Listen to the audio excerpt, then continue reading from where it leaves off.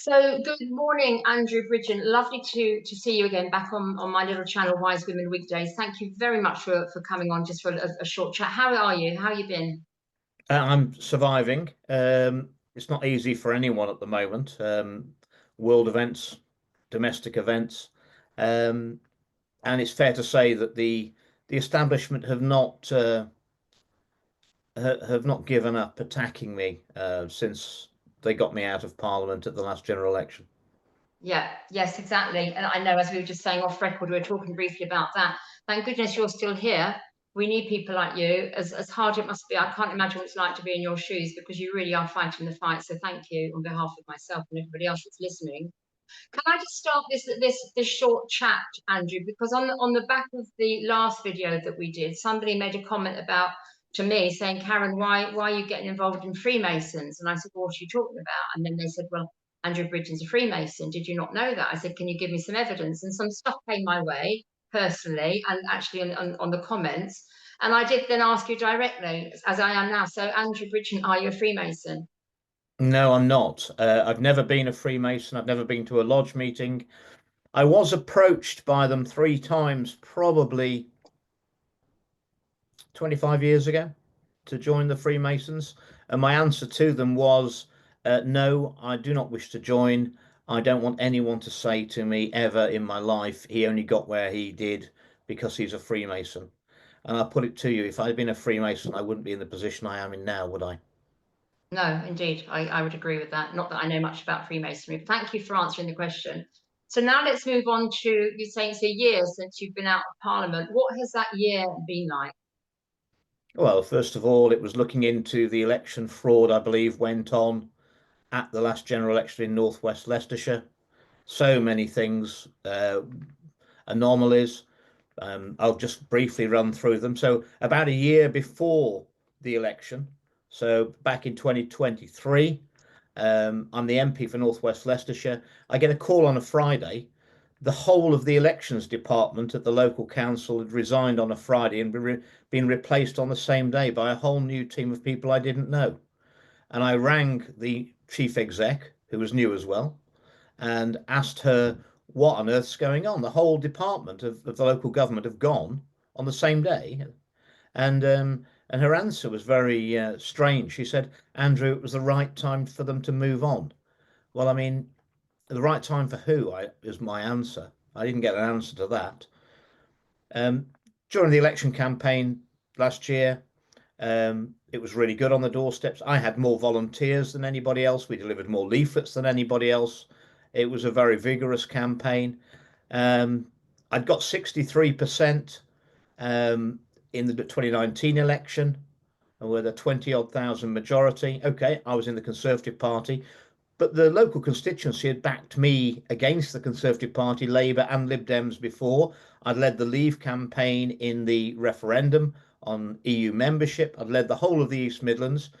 East Midlands voted against all the mainstream parties who were for Remain. The East Midlands voted 59% to leave, and my own constituency of North West Leicestershire voted 61% to leave. And at the subsequent election in 2019, I got 63% of all the votes. My recognition on the doorstep was over 90% by name. So when I appeared on the doorstep, they either called me Mr. Bridgen or Andrew. Um, when we got to the count, things were very strange. On polling day, I went to vote. Believe it or not, I voted for myself, and there were 5 people in the queue behind me. And by the time I got to the car to drive away from the polling station, 2 of the 5 behind me had come to me and said they'd voted for me. So I was fairly confident I'd got at least half of the votes in that queue. I got to the count that night. We're at a new £24 million sports and leisure centre on the bypass at Colville, which is in a better position than the old leisure centre where we used to have the count. It's more central. And during the boundary changes, my seat I'd lost 2 wards. So my area had gone down from about 120 square miles to about 100 square miles. When I got to the count, in front of the new leisure centre, massive car park. A third of all the car park was coned off with security guards. And there was barely enough room for everyone to park their cars who were at the count. I spoke to the security guards and they said, I said, why is all this area coned off with security guards? They said that's where the ballot boxes are going to come in, and we don't want anybody anywhere near them. And which was very strange because I mean they got a third of the car park for what cars arriving. I mean, so probably I don't know, 70 parking spaces. Well, I mean, not all the ballot boxes are going to arrive at the same time, and they got security guards keeping people away. I went into the count, and the returning officer is new, but I mean, she's on someone who's on more money than the Prime Minister. You know, I've heard her speak. She's a confident public speaker. She'd already banned two independent filmmaking companies wanted to come to my count, and she'd banned and said there was going to be no TV cameras, no filming cameras allowed at the count. Well, I mean that's not normal. And then she stood up at 10 o'clock and she was shaking and her voice was quivering. And she said, it's going to take a long time tonight to bring the ballot boxes in. We might not get onto the count properly until 2 in the morning. That's 4 hours after the ballots have closed. We always get the ballot boxes in about 35, 40 minutes. And the seat had got smaller, not bigger. We could have brought the ballot boxes in from Scotland in that time. And when the ballot boxes did start coming in, I never saw any of them opened. They came in, they were bought round the back, round the back of the, so they weren't bought in the front door as far as I could see. They were bought in round the back, and they were already opened. And I'd only got 3% of the votes. 3%, 63% to 3%, having stood up in Parliament to defend my constituents. And I would have said that on the doorstep, 70% of people in North West Leicestershire knew, even last July, there was something wrong with those vaccines and they weren't going to take any more. They'd got the message. One of the ballot boxes that came in, I mean, what I believe has happened is that they'd taken the ballot boxes somewhere, taken my votes out and put other votes in to make the ballots up. So the right number of ballots were in the ballot boxes. But it would appear that one of the ballot boxes they put too many in. So one of the ballot boxes didn't add up because there were a lot more ballots in there than they'd given out in the polling station. Well, I mean, I can ask yourself, how does that happen ever? So that was a real eye opener for me. And shortly after the election, I took a phone call from a supporter, someone I'd been speaking to probably for 5 years. The madness started over the pandemic and everything. And he confided in me that he obviously him and his wife had voted for me as they always did. He was very disappointed, but he said that I need to tell you that I actually work for Ipsos Mori, the polling people, and he was tasked with delivering the exit poll in North West Leicestershire, and he recruited all the people to do the exit poll, covering for breaks and lunches, and from 7 in the morning until 10 at night they would have stood outside the polling station, and they'd actually chosen the polling station that I voted at myself. It was Huddlescote Community Centre, and he said we were all sorted, and he said that he knew nationally that Ipsos Mori was struggling to recruit enough people to man all these polling stations on polling night, but North West Leicestershire was all sorted. And he said then inexplicably 2 weeks before the election he took a phone call telling him to stand down, that they didn't want to poll North West Leicestershire. And they couldn't, because in my view, if they'd have polled North West Leicestershire on the day, that poll would not have matched the ballots that were in the ballot boxes at the count. And on top of that, every time I've left the house for the last year, and whether I've gone to a coffee shop, the shopping centre, the supermarket, or a walk in the countryside, I've bumped into people and they all tell me they voted for me. Yeah. About 3 months after the election, I went to the big supermarket in Ashby de la Zouch, and I was there for about 40 minutes, and people came up to me. I didn't canvass anybody.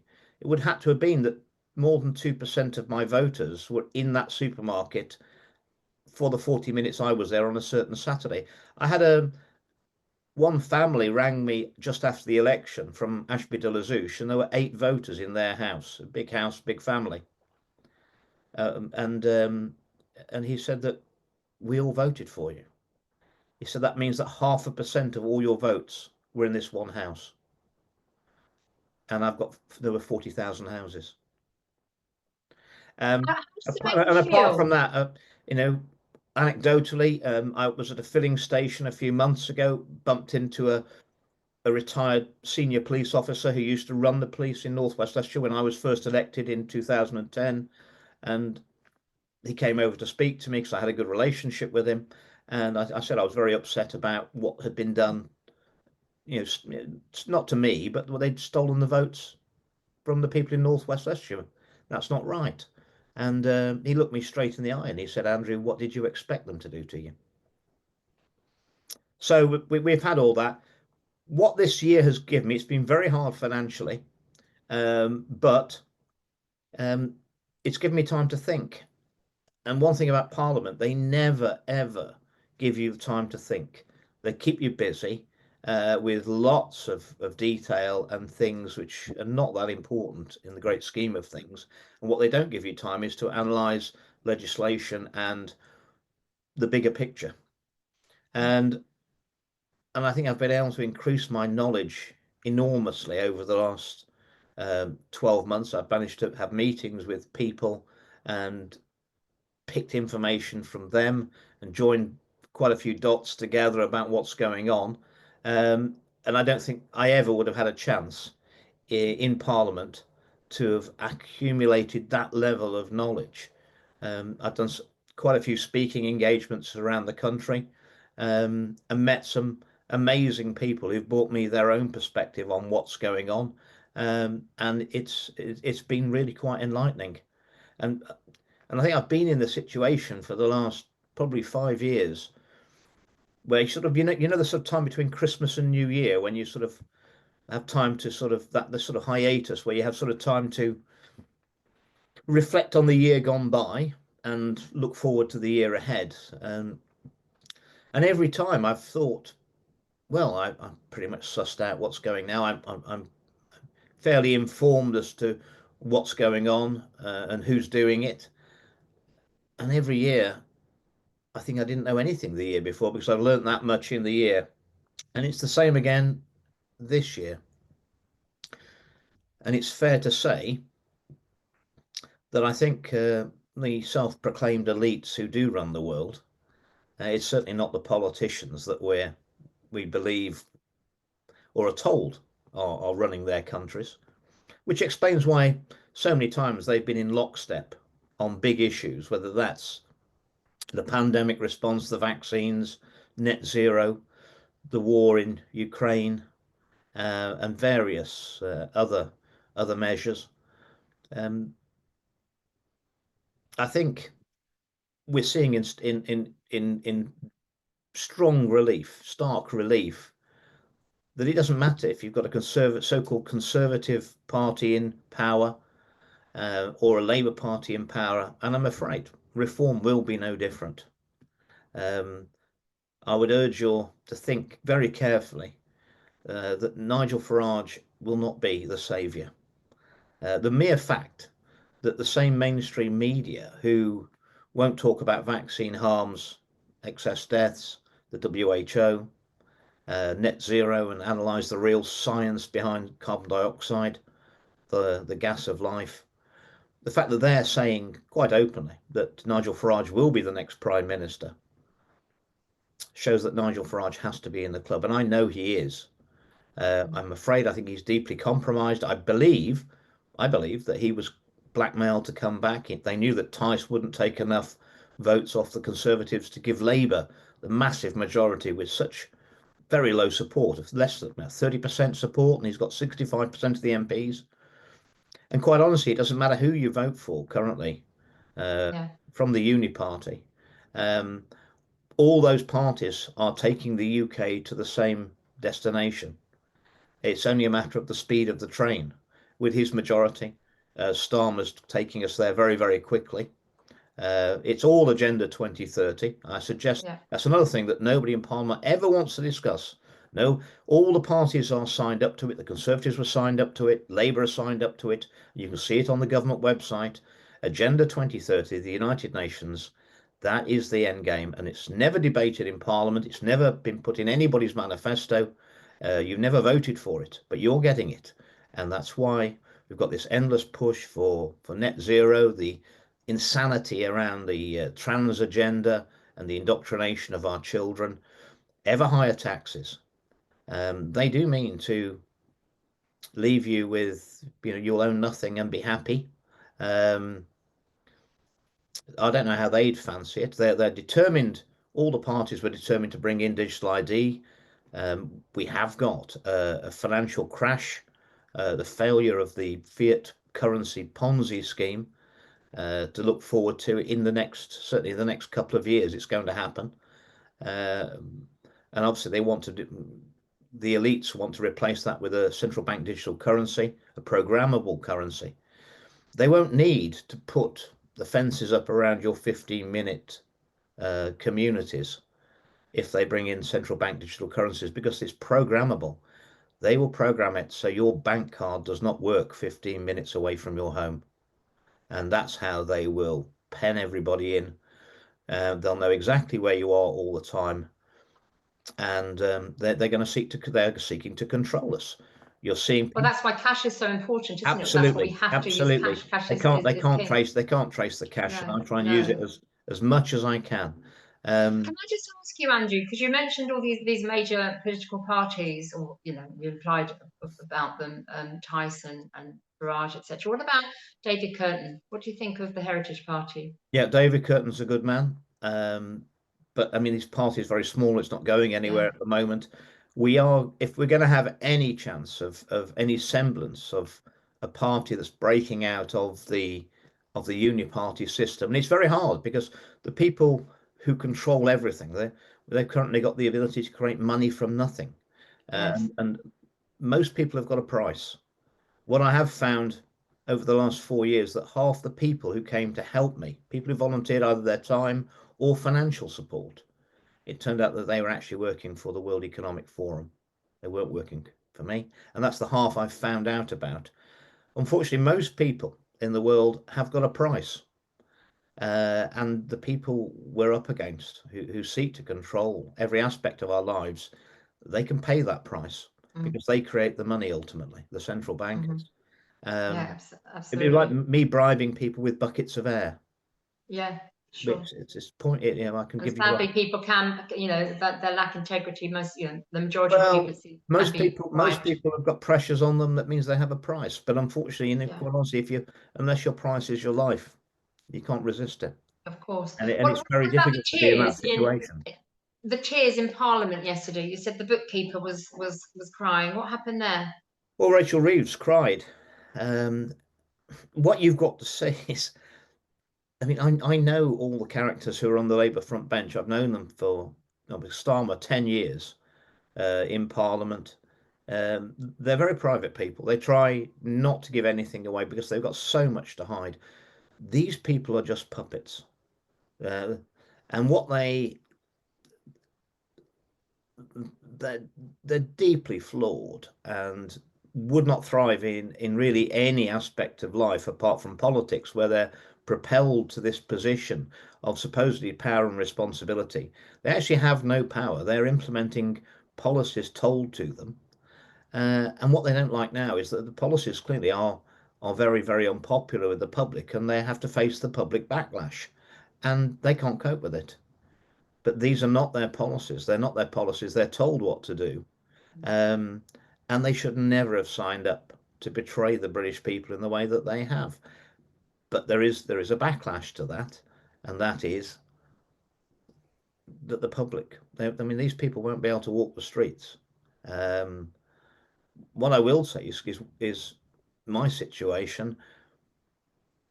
It doesn't matter which street I walk on and which city or town in the country where I'm speaking from one end of from the north of England to the West Country to London, people stop me and shake my hand. Former prime ministers have to have bodyguards. You can see why they have to have bodyguards. And I would point out again that this was all set in motion a long time ago. In 1997, the first thing that Tony Blair's government did when they got into power was unexpected. It wasn't in their manifesto. They removed the death penalty from the Treason Act. There's a reason that that was the most important thing for Tony Blair's new government to do. And I put it to your viewers that every prime minister and every cabinet minister, I believe, has committed treason against you, the public, ever since then. And that's how the slide we're seeing in our country, the net zero policies, which have made us the most expensive energy in the world, has meant that we're deindustrializing. We're losing jobs. We're using manufacturing jobs because no one can afford to manufacture anything. This is a deliberate policy of moving all those jobs to China and India, and destroying our economy, while at the same time we're having unlimited migration. The fact is we are under attack from every front, and it's not by accident. I always, for years when I was an MP, I always said to my staff, there's something strange in this parliament, because all the good things that we could legislate for, which would make life better for my constituents and the country, it's very hard to get any movement on it at all. And the bad stuff seems to fly through. And I spend all my time fighting to stop things like HS2 and protect the children from militant transgenderism, leave the European Union. I mean, they're so hard, such a hard fight.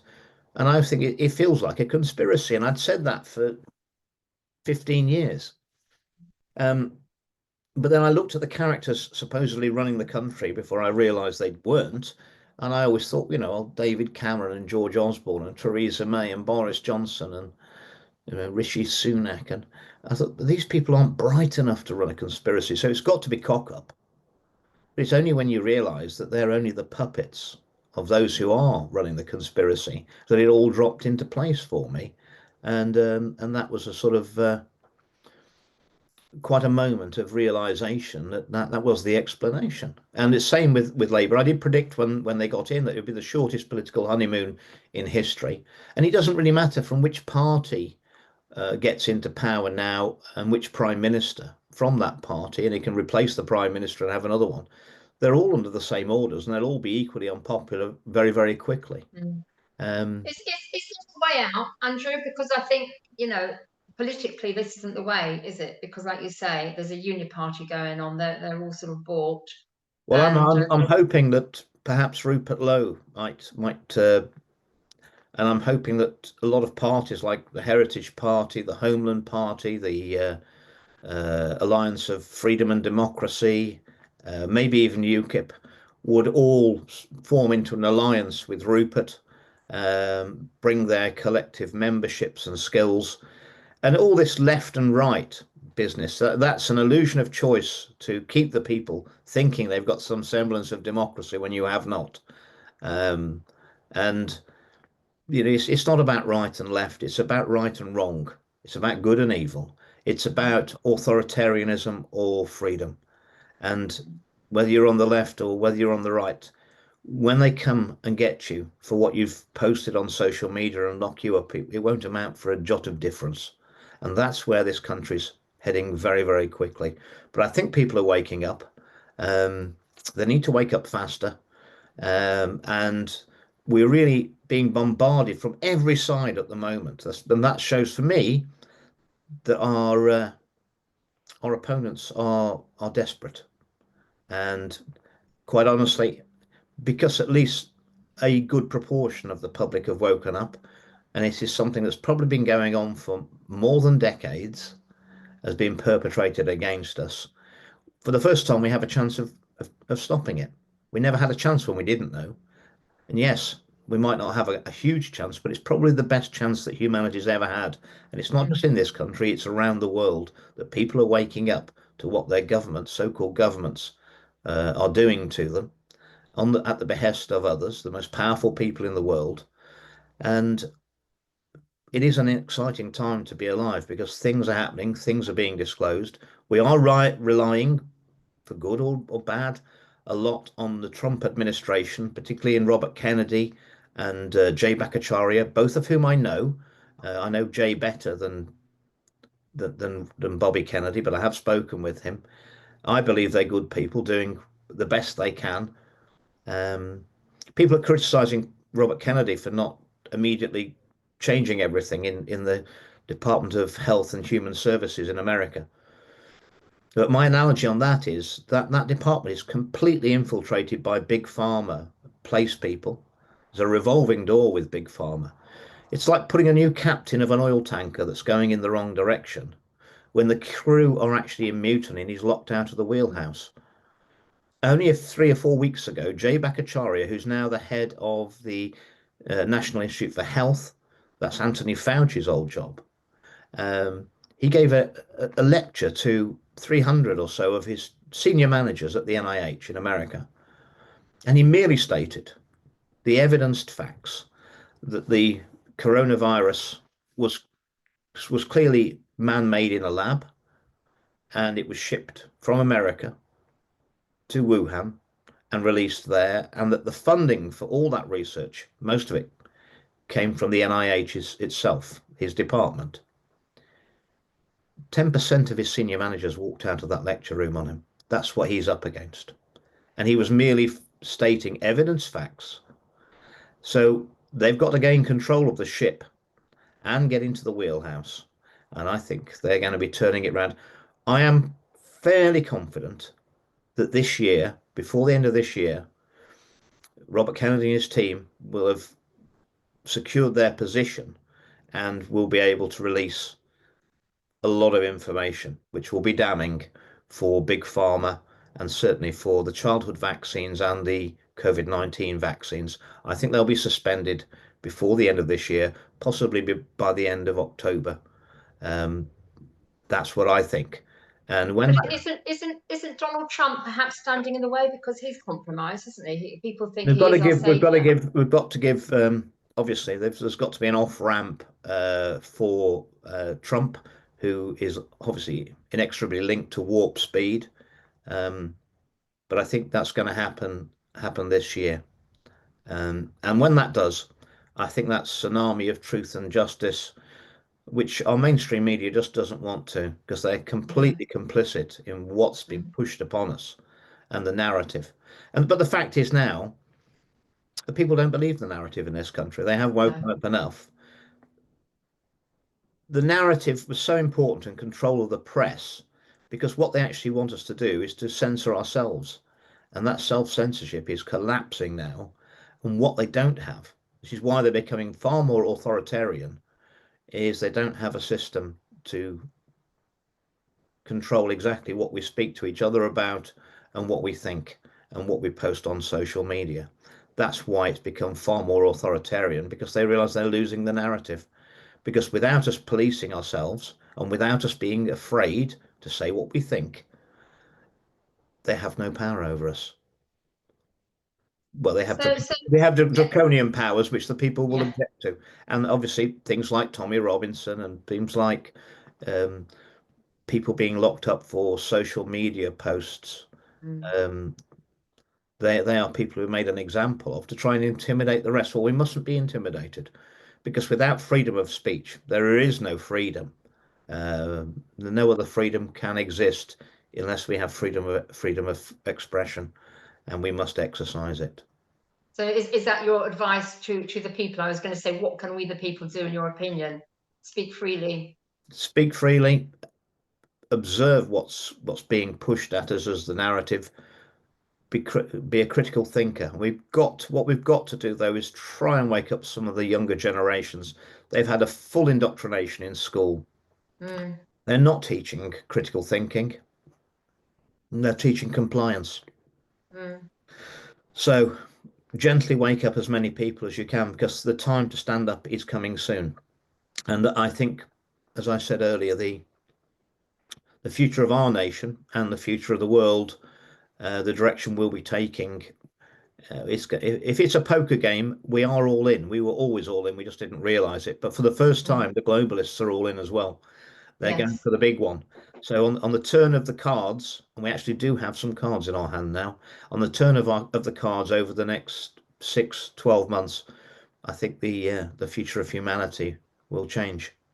I And agree with I, you. I, I I agree with think you, Andrew. I think with God's help, we're going to win. I think so. Andrew, thank you so much. I said we'll keep it to 30 minutes. I know you're a very busy man. Just to end, what is next for you? I mean, are you out and about doing lots of talks and things? I've got about 4 or 5 talks to do at the end of this month. Um, I'm actually hoping to get away for first holiday for 5 days. I'm going to have three or 4 days out of the country with a chap I've been helping his family um, pursue the midazolam and morphine situation. We've got another round of coroner's inquests next month, I'm going to spend 3 or 4 days with him, and it's going to be good. But I'll still be posting on social media, and obviously I'm pursuing Matt Hancock, who's being very evasive, dragging everything out. Money's no object to Matt Hancock and his backers.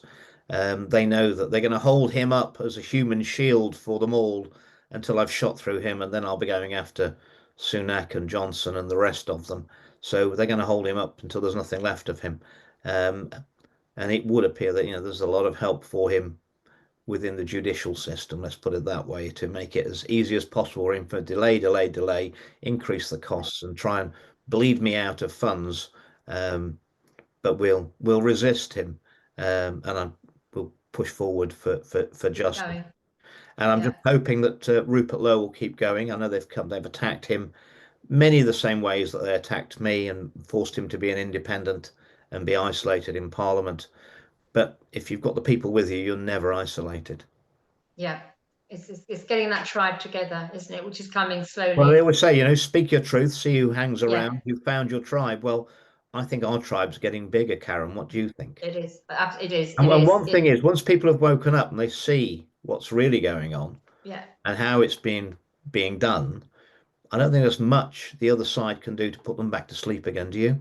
I think that's absolutely right, and I think they are in fear. I think there's No, we mustn't be in fear. Fear is they are. Yeah, but they are. I think they are. Yeah, they are in fear because we are waking up, and it is a very magical, special time to be alive. It's really exciting if you know what's going on, and that's what we've got to do is tell people what's going on. So keep speaking out and look after ourselves, especially a man in your situation. We've got to be the best human beings we possibly can for everybody. Definitely. Bless you, Andrew. It's been a pleasure again. Thank you so much for your time, and I'll speak to you again hopefully in the near future. And Godspeed. Thank you. Thank you.